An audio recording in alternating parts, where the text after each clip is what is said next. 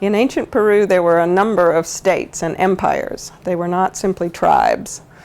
There were an important empire before the Inca was called the Wari, W-A-R-I, and they covered most of what is now Peru, with their terraces and their roads, their administrative centers, very impressive 30-foot walls in their cities, and they made absolutely beautiful tapestries.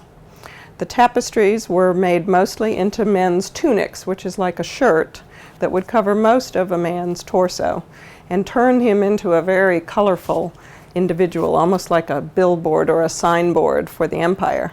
So these were the officials, the high officials in the administration. They were probably also spiritual because there was not a distinction between spiritual and political at this time. There still really isn't in Native American cultures. So these tunics, we have an example in our collection here at the Carlos Museum, and we're in the textile storage room, so you can see our acid-free boxes that are labeled with pictures of all the many hundreds of textiles that we have in our collection. And one of them is a piece of a Wari tunic. It's mounted on a board so that it won't slip when I hold it like this. It is actually just the edge of a tunic, like the side seam of a tunic. This colorful band of embroidery is where the two parts of the textile were bound together along the side. It's a small fragment, and it looks like it might have been cut, but it was cut in modern times. Ancient people did not cut cloth. They considered that the threads themselves were alive. They had life force, and if you cut them, much like the Greek muses, you would destroy that life force. So when we see a cut segment, it's because modern collectors and modern dealers have done this to the textiles. You can see the bright colors. This is 1200 to 1400 years old, and it still looks almost as bright as day. But the blue is indigo, which is a very strong natural dye. The scarlet red and the pink come from cochineal, which is an insect whose blood is carminic acid, like carmine red. And the other are natural dyes that have been applied to the hair of camels. The camels in the Americas are what we call the llamas, the alpacas, the vicuñas, and the guanacos. And their hair absorbs dye really beautifully, like our own hair, and preserves these colors for many centuries. Wari officials not only wore these beautiful tapestried tunics, but they wore a little hat on the top of their head, and we happen to have one in our collection. We're very lucky. This is a Wari hat, and we have it on a special mount so that it's completely secure and completely supported. Originally it had 4 of these small little turrets on it, so we call them 4-cornered hats. It is a pile like velour or velvet that has been worked into a single element. That means when you have one thread that you're doing over and over, knotting or linking it together, and then they added into that single element textile, they added little tufts of wool into a pattern. You can see that each side is quite similar with these red colors and maroon colors. The green is a fugitive dye usually. That means that it doesn't last very well. So we're very lucky to have the green, as well as on the top of the hat, that is very well preserved after 1500 years or so.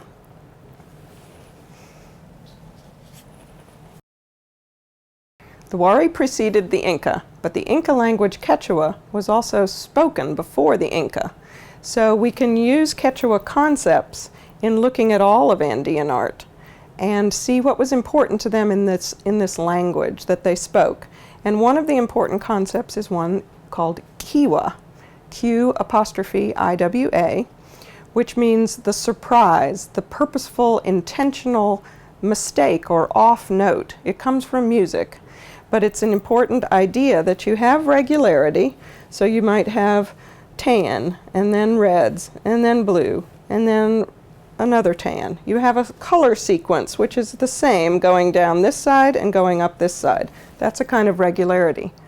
But breaking that regularity, this area right here is done in striped wool on purpose. It's not that they ran out of wool of the right color. They striped it in this area. That's a little bit unexpected. A place like this, where the blue is much lighter and it changes from tan into the blue. That's an unexpected moment. That's a kiwa. Other concepts that are important are uku, which means that which is hidden. In a Wari tunic, the seam is hidden under all this elaborate embroidery. In a way, that draws attention to the seam. It draws attention to that which is hidden, because you never know what's hidden until it's revealed. So this is a good example of uku. Kumbi is the word for high status cloth, and obviously we had high status cloth from thousands and thousands of years before the Inca.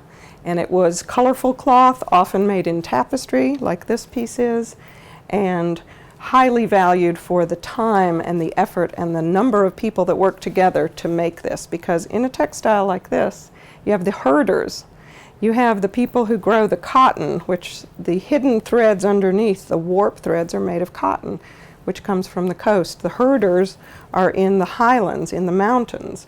You have the people that gathered the indigo and the cochineal. You have the people who did the dyeing, the spinning of miles and miles of thread. Originally, this tunic, if we had the whole thing, it would be as much as 6 to 9 miles worth of thread. So the weaving and then the wearing of it, and then burying a person in his tunic, it's the full, entire society is integrated and is involved in pieces like this. The textile that we are replicating in this experiment is this one right here.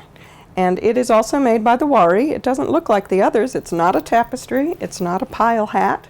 It is a plain weave. That means simply over and under. You can see both the threads in both directions. These pieces of cloth are, in a sense, very simple. And yet, it's very complicated. It is tie-dyed. You can see the characteristic little diamond shapes of tie-dye and the long straight lines that you can achieve in tie-dye. But if you know about tie-dye, you know that you can't tie-dye purple right next to red, right next to green, right next to yellow. That's impossible. You have to put the entire cloth into a dye bath. So you can't have all these different colors unless you do them as separate compositions and then reunite them and sew them back together, which is exactly what this fragment shows. It is a fragment. We only have a piece. It would have been a glorious mantle, at least 6 or 8 feet long and 4 or 5 feet tall, wrapped around the shoulders of a very important man. So we are working with a tiny piece of it. But because it's 1,200, 1,400 years old, we feel very lucky that we have even this much that's left. We have a textile this old because the desert sands of Peru are the driest coastal desert in the world. It's very much like ancient Egypt, where you put something into the ground, it stays inert with no sun, almost no moisture whatsoever for thousands of years, and it's preserved. So we have the longest textile record in the world from the coast of Peru. The Wari conquered the coast and placed many of their textiles in these preservative sands. They understood the properties of it and that it would give them longevity. This piece shows an incredible amount of work that went into a single textile, and that's very typical of Andean weavers. They do not take the easy way out. Even though this is ostensibly a very simple weave, it is not a simple textile, because each of these different colored pieces is its own separate shaped textile. It was made on a loom with scaffold threads, temporary threads that went across. Every time you see a step, there was a special extra thread that went across, so that when the weaver went up to the thread with the first threads that she put on the loom, and then went back down and up like this, and then starting here, she went further up to another string and went around that string and warped the loom and went up to here and warped the loom, so that there was a stepped triangular piece of material that she could then just put the sideways strings in, the wefts in. And so shaped textiles are very rare. The rest of the world particularly likes to just make a bunch of cloth and cut it into whatever shape they want. And that's the kind of clothes we wear. They're tailored, they're shaped, they're not just squares of cloth. But this attention to individual compositions and then tie-dyeing that one in purple and red. Here's another one in purple and red, and making another one and tie-dyeing it in white and red, etc. And then recombining them is a very, very unique technique. It was only really done in ancient Peru. Tie-dye isn't just as simple as tying a few strings around the textile and throwing it in a dye bath. In a piece like this, the red and white one, it was pretty straightforward. Each place where you see white was where an originally white textile was tied with a piece of string, and the string was so tight that the dye, the red dye, could not get in to where the string had made this circle. You put this bunched up, wadded up piece into the red dye, and when it comes out and dries, you untie each one of these little circles, and you get this color scheme. White circles with another color. That's the simplest and the most universal look of tie-dye. They do it in Japan, they do it in Indonesia, they do it in Africa, all over the world. But when you get a piece like this is a slightly more complicated, because you never started out with a white textile. The only colors that you see are the yellow and the green. So you took a white textile and you put it in the yellow, and then you let it dry, you tied off the circles, and you put it in either a green or a blue to make green. Probably a light blue, because yellow and blue make green. So that was a separate process that involved 3 steps. 2 steps, 3 steps. This one was much more complicated. How can you have red circles and white circles and the purple background? So again, you begin with a white piece of cloth and you tie the circles. Everywhere you see a circle, the first time you tied it off, and they were all white the first time.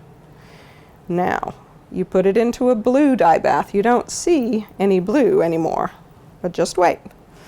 Put it in a blue dye bath, and then you untied every circle that ends up looking red was untied after the blue dye bath. And you put the whole thing into red. The red turned the blue background purple, and it turned the white circles red. And that's how you get red circles and white circles on purple. This one is a little more rudimentary. It is almost certainly a textile that was white, dyed yellow, so you might have dyed these two at the same time, but you do different things to them after that. Let it dry, and almost in a sense tie around where you see the red, and only dip those little red ends into a red dye bath. And it just sort of seeps. You see, it's not a circle. It just kind of seeps in to the little points that you're sticking into the dye bath for a short amount of time. And you get a much more crude version of just a little bit of red. It's a little almost like the reverse of tie-dye. It's not keeping the dye from getting onto the cloth. It's putting little bits of dye onto parts of the cloth.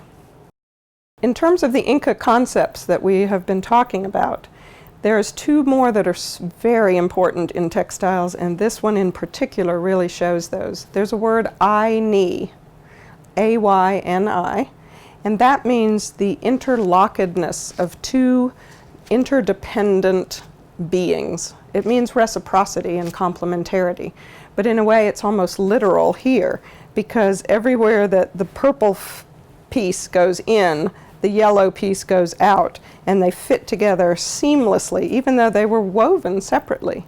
They were just woven so perfectly that they would match up in this reciprocal yin-yang kind of a way when they finished the textile. Ayni is a principle of life, because in the Andes not a single person can survive. It's a very difficult environment.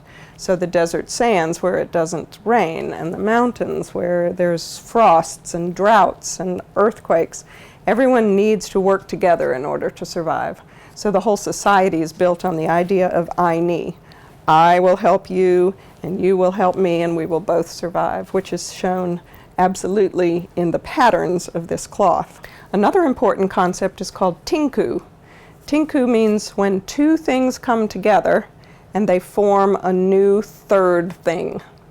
So it's kind of like when 2 paths converge, and then you go over the mountain through a mountain pass. Two rivers come together and make a nice fertile plain where you can grow in this difficult environment. Tinku here is related to Aini, but it means all these different things have come together to make a very dynamic composition, not just A plus B, A plus B, A plus B of Aini, but it's these together with those, together with the next one, and the whole mantle is the coming together of different parts to make a new thing in the universe. One of the wonderful things about having several hundred textiles in a collection is that we don't have necessarily just one of each type. We're lucky enough to have another fragment of the Wari tie-dyes. And this one is slightly different than the other because you can see squares. Now we're very used to an individual textile being a square, so that is not particularly impressive to us. But if you notice, now that you understand the technique better, this gold piece is a single piece that goes in an L shape, and so does this purple piece. And here we have another clue that a gold piece, it's not just an L, but it's actually a sort of a Z or a zigzag that was originally the original shape of this separate textile. Artists were able to decide what shape they wanted to make it, and they would put scaffold here, and a scaffold here, and a scaffold here, and then I think it would have gone a little further because here's a square, gone a little further with another scaffold, and simply make a textile like this. The difficulty in this kind of technique, which is actually called discontinuous warp and weft. Normally, both of those types of threads go all the way across the loom. But discontinuous ones, by definition, don't. They go back before they get to the sides, and they make different shapes. But in both directions, which is what is so unique and so creative about this technique. So you can decide to make any shape that you want, as long as you use enough scaffolds. The main challenge has to do with when you're putting the first threads on in this odd-shaped configuration, you have to keep them taut. They have to be stiff so that you can weave across them in the other direction. So when you're putting it across to the scaffold and going back and forth like this, at a certain point you have to start pulling the threads, sort of like when you do your laces on your shoes, and you have to start at the toe and pull a little bit and pull a little bit to tighten up all the laces on your shoe.